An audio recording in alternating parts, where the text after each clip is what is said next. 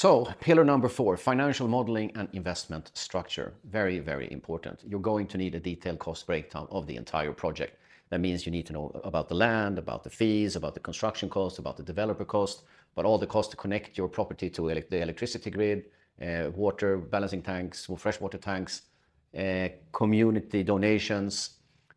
All of those things need to be identified, preferably before you start building, and you need to build in a contingency allocation for surprises as well, usually about 5 to 10%.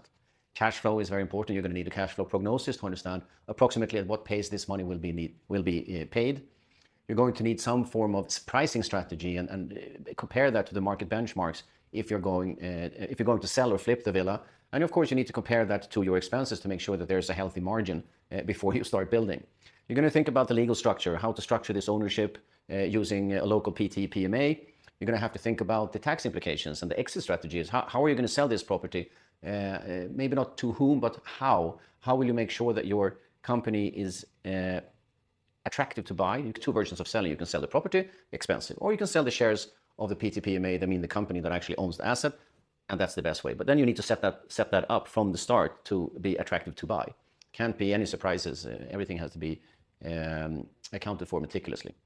So financial modeling, investment structure, this is what makes or breaks the financing of a project.